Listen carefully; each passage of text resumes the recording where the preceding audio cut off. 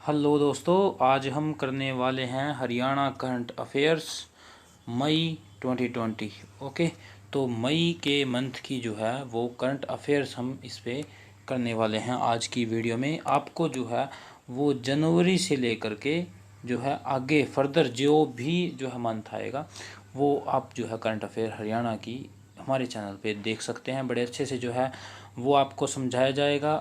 Important current affair जो है वो आपको कराई जाएंगी, ना तो कुछ ज़्यादा रहेगी ना कम रहेगी। जो इम्पोर्टेंट है हम सिर्फ वो ही करने वाले हैं। जो भी अपकमिंग एग्ज़ाम आएंगे उन सभी के लिए ये करंट अफेयर्स जो है वो बड़ी इम्पोर्टेंट होने वाली है। तो स्टार्ट करते हैं जी आज की वीडियो अपनी। सबसे पहला क्वेश्चन की अगर मैं बात करने लगता हूं तो हाल ही में किस पैरा एथलीट खिलाड़ी ने संन्यास लेने की घोषणा की है। पैरा एथलीट खिलाड़ी है जी, ये नाम क्या है जी? दीपा मलिक। दीपा मलिक ने यह फैसला लिया है और यह फैसला भारतीय पैरालंपिक समिति का अध्यक्ष बनने से पहले जो है उन्होंने ये लिया है। तो अब भारतीय पैरालंपिक समिति का अध्यक्ष कौन है जी? दीपा मलिक है, ये याद रखना है अपने को। अंतर्राष्ट्रीय नर्सिंग दिवस कब मनाया जाता है जी? 12 मई को अंतर्राष्ट्रीय नर्सिंग दिवस मनाया जाता है। हरियाणा सेल ने किसे तुरंत प्रभाव से कोविड-19 कोरोना वायरस के लिए मुख्य सचिव बनाया गया है जी? किसका? डाटा मैनेजमेंट सेल में प्रतिनियुक्त किया है। किसको किया है जी? डॉक्टर इंद्रजीत सिंह को। ये क्या करेंगे? ये मुख्य सचिव रहेंगे जी किसके? डाटा मैनेजमेंट सेल के। ये क्या डाटा है? कोविड-19 से रिलेटेड ये डाटा रहने वाला है। तो कोरोना वायरस जो है वो अभी की जो है वो मोस्ट बर्निंग प्रॉब्लम है जी, तो इसीलिए इससे रिलेटेड जो भी क्वेश्चन आएंगे वो बड़े इंपॉर्टेंट हो जाते हैं। ओके, चलिए उसके बाद हम नेक्स्ट करते हैं जी क्वेश्चन। सरकार द्वारा भूजल संरक्षण के लिए शुरू की गई एक अनूठी योजना। इम्पोर्टेंट क्वेश्चन है जी, बड़ा इम्पोर्टेंट इसलिए है ये क्वेश्चन क्योंकि अभी हम देखते हैं कि भूमिगत जो पानी है उसकी समस्या एक बहुत बड़ी समस्या है और इसके लिए अगर कोई एक योजना स्टार्ट की जाती है तो बहुत इम्पोर्टेंट बन जाती है। मेरा पानी मेरी विरासत की शुरुआत की है। मेरा पानी मेरी विरासत की शुरुआत की है, एक योजना है। हरियाणा में जिन खंडों में भूजल 40 मीटर से भी ज़्यादा नीचे चला गया है उन खंडों में मेरा पानी मेरी विरासत स्कीम जो है वो लागू की गई है। नाम याद रखना है जी, मेरा पानी मेरी विरासत। प्रदेश सरकार द्वारा धान से वैकल्पिक फसलों जैसे मक्का, कपास, बाजरा व मूंग में विविधीकरण के लिए 2.5 लाख एकड़ भूमि का लक्ष्य रखा है।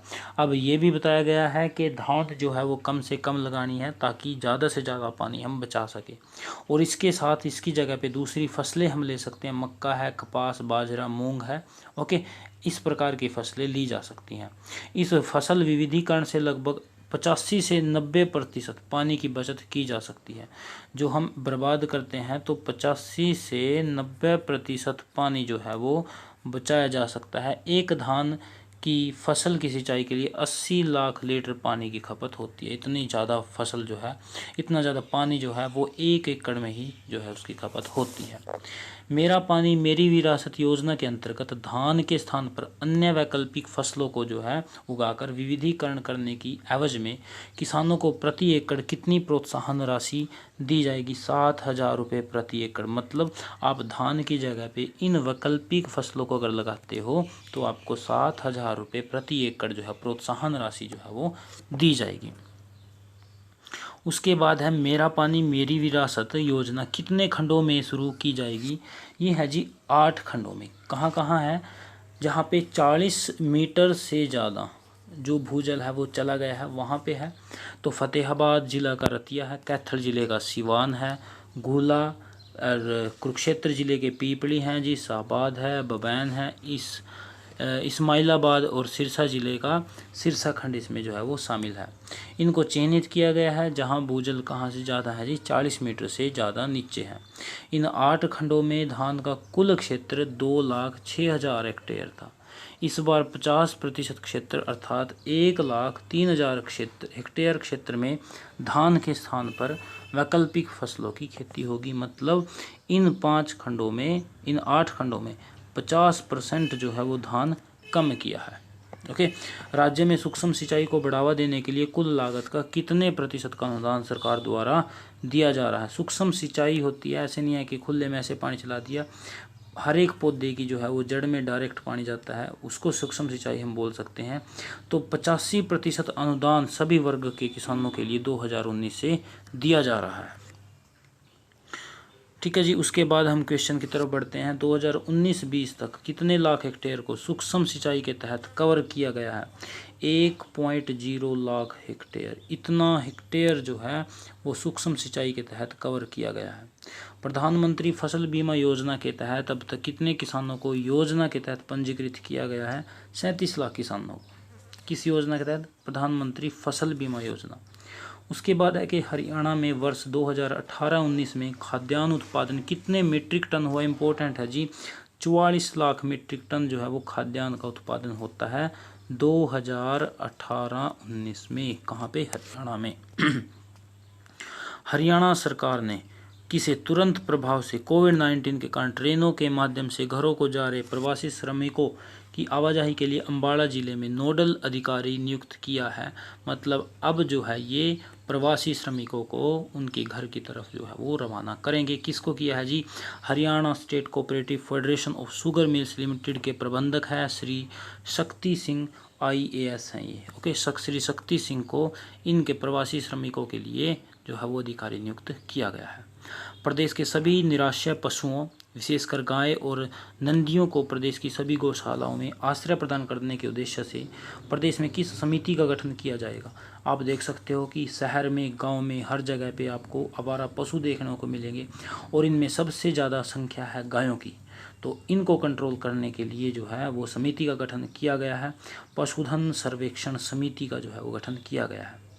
तो प्रदेश के खंडों में 225 पशुधन सर्वेक्षण समितियों का गठन किया जाएगा। ओके, ये याद रखना है। क्या नाम था जिसका? पशुधन सर्वेक्षण समिति। ओके, नेक्स्ट की तरफ हम बढ़ते हैं। वर्तमान समय में मई 2020 तक प्रदेश में गौशालाओं की संख्या कितनी है जी?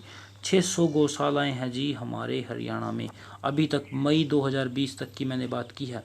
हरियाणा सरकार ने राज्य के सभी सरकारी विभागों जो मुहर पर भारत के राज चिन्ह का उपयोग कर रहे हैं दिशा निर्देश दिए हैं कि वे सुनिश्चित करेंगे कि कागजों पर मुहर की छाप सटीक व स्पष्ट हो। ओके, तो उनको देखना पड़ेगा कि जो हम मुहर लगा रहे हैं वो बिल्कुल साफ हो और बिल्कुल अच्छे से जो है वो लगी हो।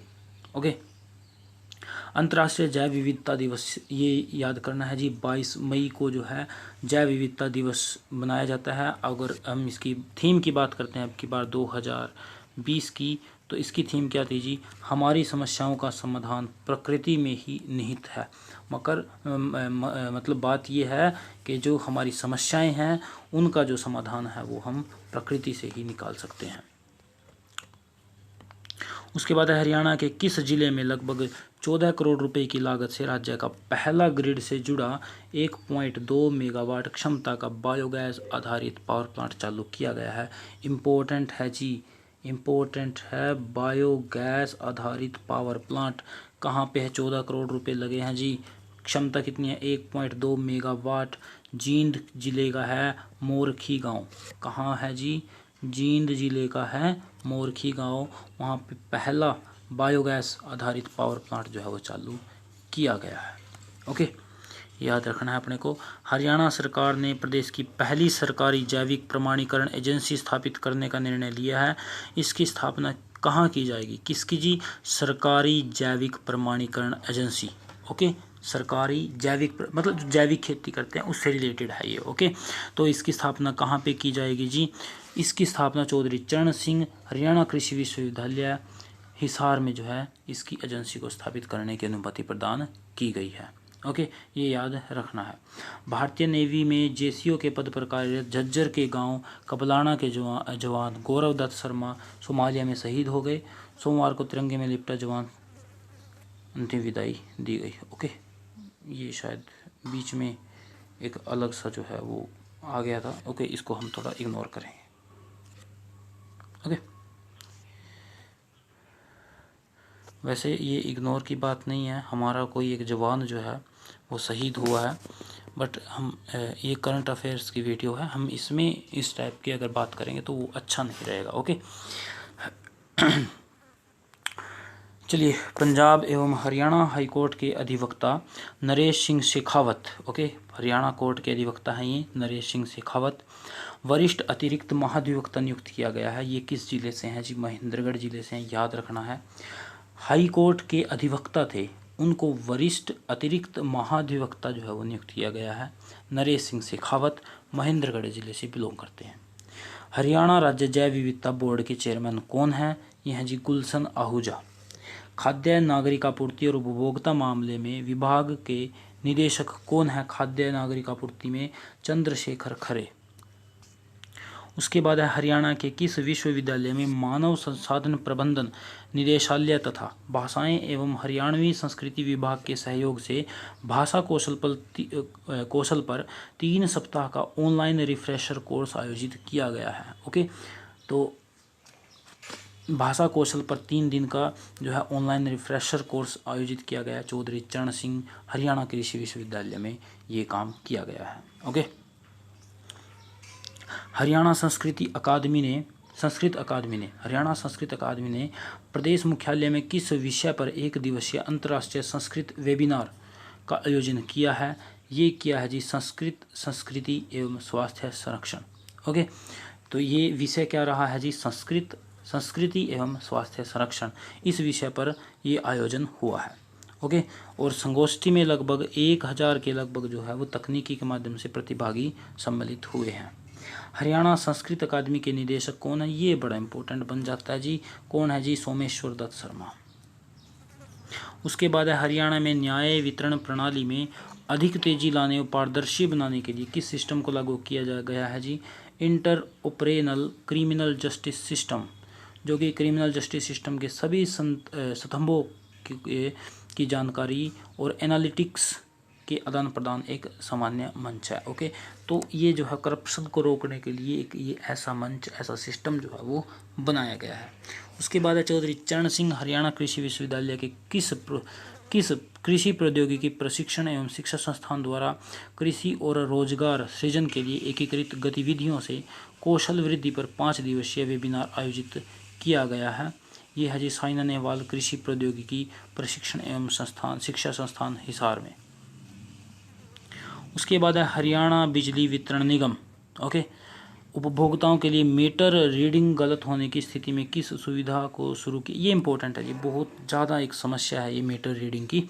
तो ट्रस्ट रीडिंग की जो है वो सुविधा स्टार्ट की गई है जी उत्तर हरियाणा बिजली वितरण निगम ने ये और दक्षिण हरियाणा बिजली वितरण निगम दोनों ने मिलकर के ये स्टार्ट किया है। ओके, और सही मीटर जो है वो रीडिंग करें ऐसा वो इनसे करा सकते हैं, ये ट्रस्ट रीडिंग से वो ठीक करा सकते हैं। हरियाणा बिजली वितरण निगमों द्वारा ट्रस्ट रीडिंग की सुविधा कितने शहरों में शुरू की गई है जी? 42 शहरों में ये शुरू की गई है, याद रखना है। जस्टिस SN सत्यनारायण ने पंजाब और हरियाणा हाई कोर्ट में जस्टिस का पदभार संभाला है। इम्पोर्टेंट है जी, याद रख लेना, बहुत इम्पोर्टेंट है।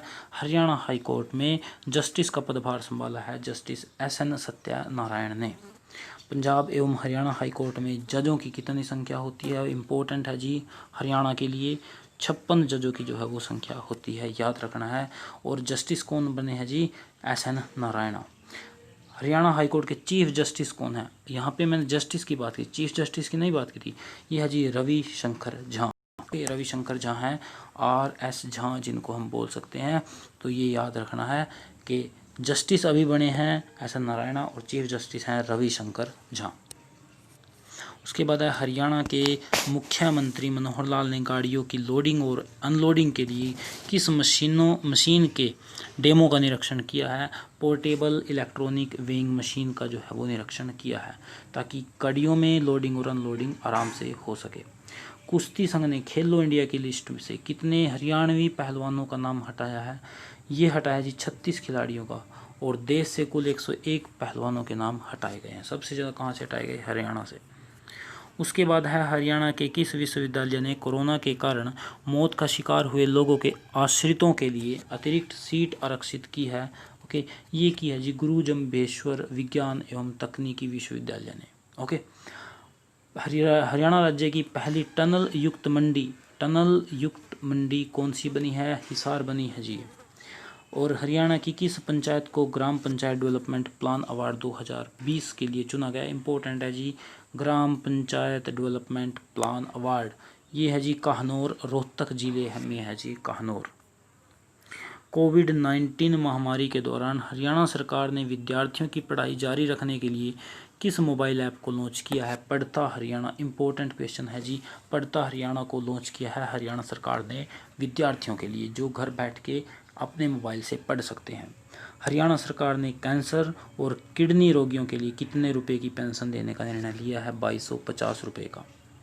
हरियाणा के वन एवं पर्यावरण मंत्री हैं जी कंवरपाल ने राज्य के वन क्षेत्र को 6% से बढ़ाकर कितने % करने की घोषणा की है? 10%। तो हम बता सकते हैं कि वन क्षेत्र अभी कितने हैं? 6% है, और आने वाले समय में कितने का लक्ष्य रखा गया है जी? 10% का लक्ष्य रखा गया है। उसके बाद है भारतीय कुश्ती फेडरेशन ने विनेश फोगाट का नाम खेल रत्न के लिए व रवि दहिया का नाम अर्जुन अवार्ड के लिए नामित किया है। याद रखना है ये। ओके, कुश्ती फेडरेशन की बात की है, विनेश फोगाट है खेल रत्न, रवि दहिया है अर्जुन अवार्ड। रवि दहिया को वर्ष 2016 में किस पुरस्कार से सम्मानित किया गया है? खेल रत्न अवार्ड से जो है वो सम्मानित किया गया है, और रवि दहिया सोनीपत जिले से जो है वो बिलोंग करते हैं। तो दोस्तों ये थी हमारी आज की करंट अफेयर्स मई 2020 की। ओके, तो लगभग 15 मिनट में ही हमने इतने क्वेश्चन जो है वो कवर किए हैं। अगर कोई क्वेश्चन या कुछ ऐसा रह चुका है तो वो आप कमेंट में करेंगे, हम उसको जो है वो नेक्स्ट वीडियो में लेकर के आएंगे। Okay, thank you.